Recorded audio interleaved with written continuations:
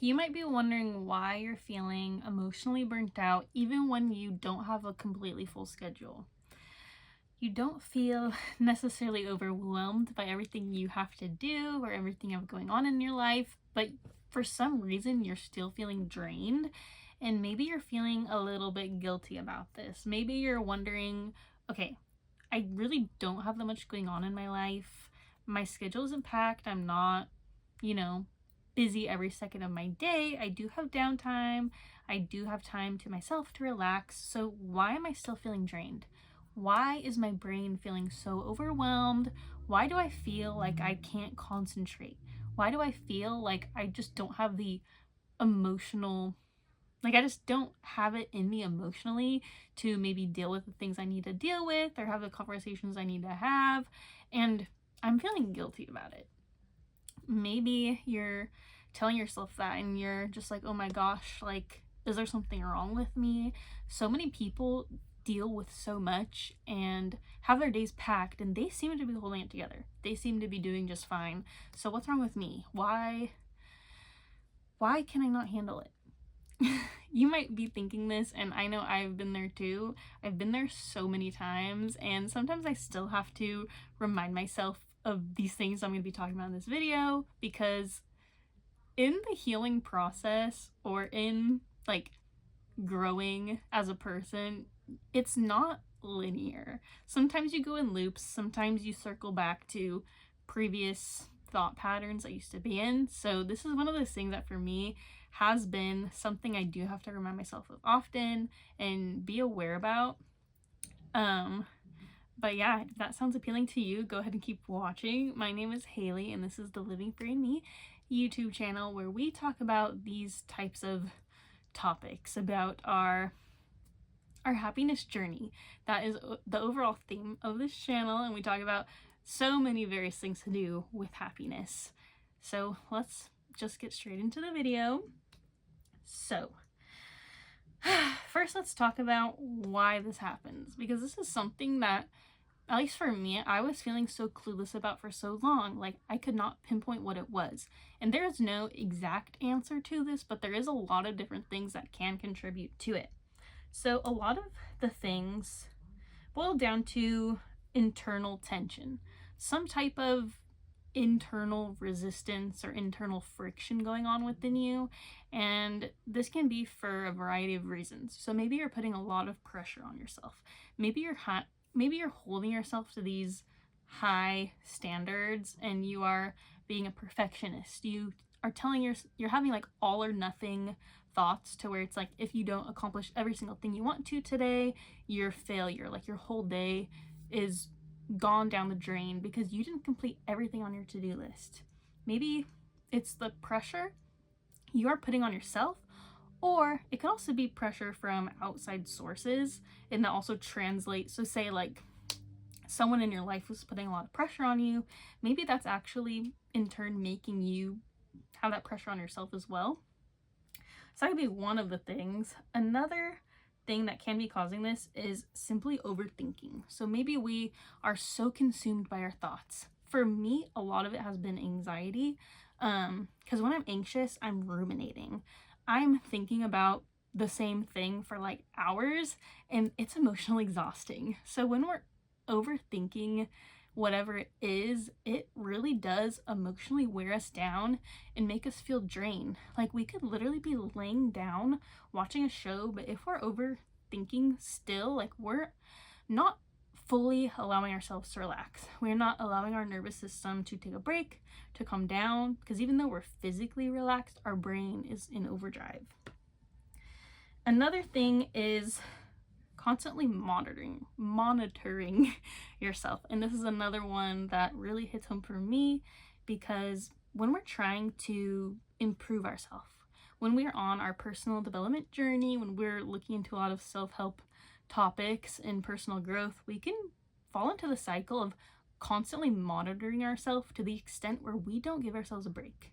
We don't allow ourselves to be human, but instead we try to think of ourselves as perfect robots. Like, we are going to be perfect 100% of the time, with no room for any error, any room for actually being ourselves. Because we, again, it's holding ourselves to these standards that just aren't realistic.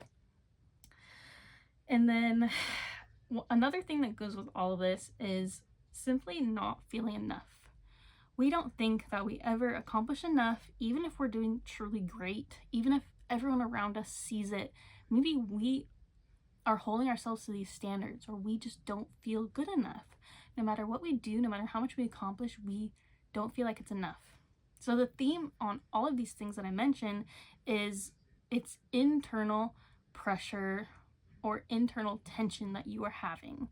And it is caused by your mind, your thoughts, the thought patterns that you have. And that is why we can be doing nothing but still be feeling so overstimulated, and our nervous systems are not relaxing at all. So you can 100% be feeling burnout even if you aren't busy.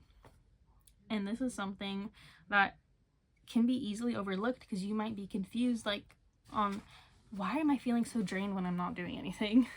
And unfortunately, it's very common. It's very easy to fall into this. So yeah, so now let's change gears onto how we can actually begin to fix this and begin to feel a little bit better.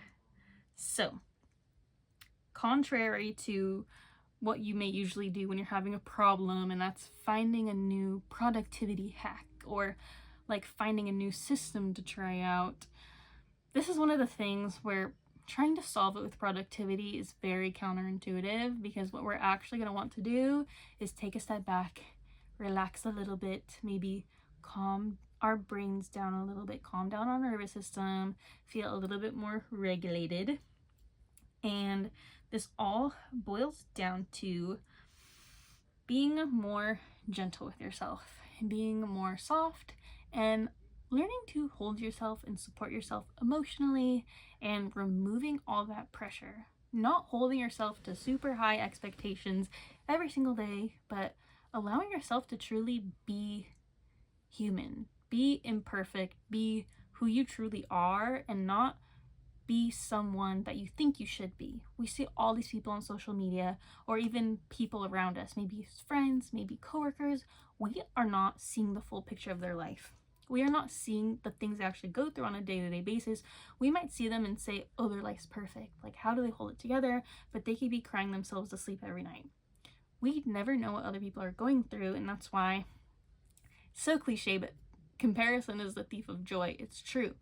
So it can be super easy to fall into these thought patterns, but what we really need to do is focus on ourselves, understand that we are not perfect, no one's perfect, and we never will be, and that's okay.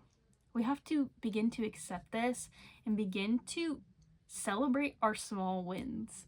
Celebrate ourselves for who we are, what we are accomplishing, and what we are doing in our day-to-day lives. So it's all about self-acceptance and removing those perfectionist tendencies. And we can also begin to change this in real life through small daily changes to how we're living. There are lots of ways you can do this. For every individual, it's going to be super different. I have created a course called Building Your Daily Happiness Routine.